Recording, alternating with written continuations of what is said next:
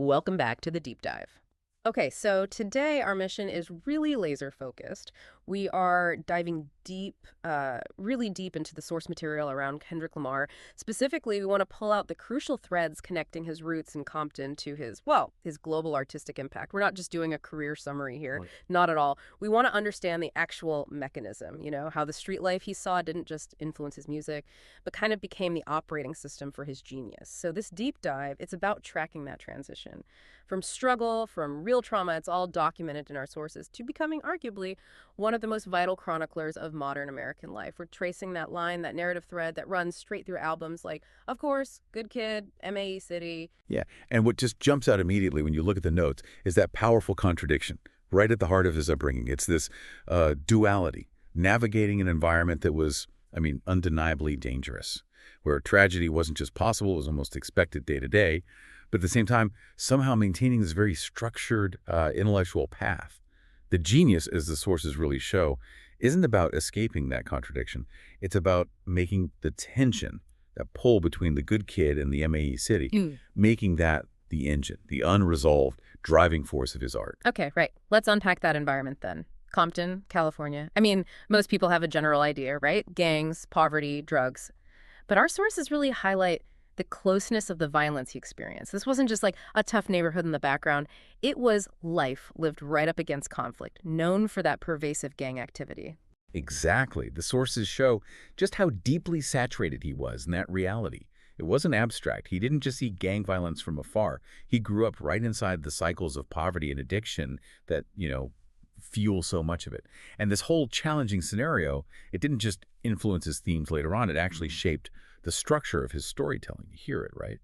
Those unpredictable, almost non-linear narratives, they kind of mirror the chaotic feel of street life, where you just never know what moment, what turn might shift everything. That structural point, that links directly to the early trauma we see documented in the material. We have evidence, pretty clear evidence, that at a really young age, he witnessed a drive-by shooting Yeah. and was just sort of routinely exposed to other violent encounters. These weren't just background memories. They fundamentally shaped his worldview, gave him this profound, maybe too early understanding of his own mortality and just how fragile life was all around him. And that fragility, well, it forces us to look at the internal conflict, doesn't it? The notes confirm it. Despite being immersed in all this danger, and yeah, the sources do mention he got involved in some minor conflicts, some petty stuff. Yeah. He somehow kept up good grades consistently. And this is where we have to pause and maybe look at the source material carefully. There's a real tension there, isn't there? Between the need to survive the streets day to day and this intellectual drive to understand it, to document it. That resilience, that ability to hold both those realities inside him at once, that's absolutely key to the escape narrative. Okay, but hang on. If we focus too much on the good kid intellectual escape, is there a risk, a danger of kind of over-sanitizing his youth to make it fit this perfect role model story? Because our data, our sources, they show he was in it, deeply implicated, even if maybe just on the edges sometimes. That's a really, really important distinction to make, yeah. The sources never suggest he was some innocent bystander, completely removed from the environment, not at all. Yeah. But what they do emphasize is the anchoring role his family played. That seems crucial. The notes show his family actively encouraged him, pushed him towards writing, towards music as a deliberate intervention, like a critical outlet to divert him, to keep him from getting pulled in deeper. So the emphasis really is on choice, a choice enabled by that support system, not just some kind of innate talent emerging out of nowhere, magically.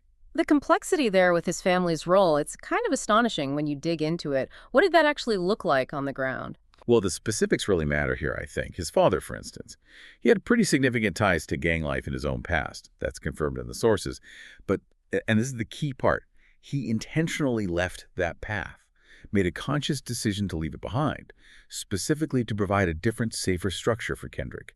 That deliberate act of positive transformation starting right there at home.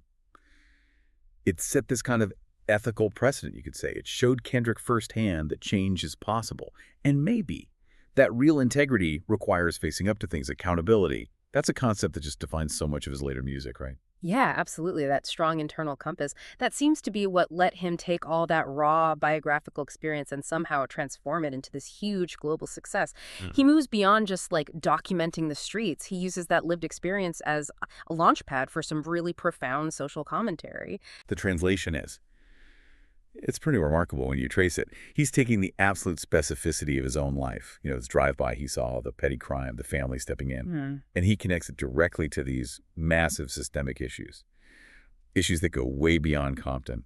His work, it just digs so deep into systemic racism, the destructive power of police brutality, and crucially, something often overlooked, the psychological cost of just surviving all that, the mental health crisis within the Black community. He puts that front and center. He makes the policy failure personal, doesn't he? Instead of just abstract talk, you can almost hear the weight of survivors' guilt in some of his verses. And I think that's why his impact on the listener is just so powerful. It offers catharsis, right? Sources mention that. By sharing these perspectives of marginalized people that, let's be honest, are often silenced or ignored in mainstream media, his art actually makes people feel seen, feel understood in their own struggles. It really is the difference, isn't it, between hearing, say, a news report about violence somewhere and hearing a first-person narrative about the specific hard choices a young man has to make moment by moment just to survive that violence. His success, it isn't just personal validation for him. It serves as this incredibly powerful model of maybe community hope. And the sources suggest he reached that global status precisely because he refused to sanitize the journey. He kept the grit in. Okay, so if we connect this back then to the bigger picture, this is why he became such a prominent, positive role model. But, I mean, lots of people escape difficult circumstances. Why does his story resonate so deeply? Year after year, it keeps hitting hard. I think the resonance comes from his enduring commitment. A commitment to documentation, yes, but also to accountability. He doesn't just celebrate the escape, the making it out. He's constantly questioning the moral cost of that escape. What did it take? What does it mean now? He uses his music, his platform, to really explore the responsibility that comes with success. And the sources point directly to his active philanthropic efforts, his continuous engagement with his community back home. His legacy isn't just defined by what he achieved, like fame or awards. It's defined by how he keeps trying to uplift the place and the people he came from. Yeah, we've definitely seen other artists make that transition, difficult beginnings to mainstream fame. But the sources really seem to suggest Lamar maintains this unique kind of moral gravity about it all. I think that gravity, it comes from his willingness to self-critique, to confront the really conflicting demands placed on him.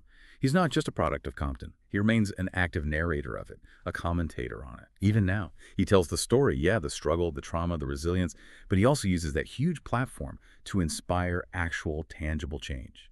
He shows that the kind of transformation he embodies, maybe it is accessible to others too. He's not just, giving back financially, which he does.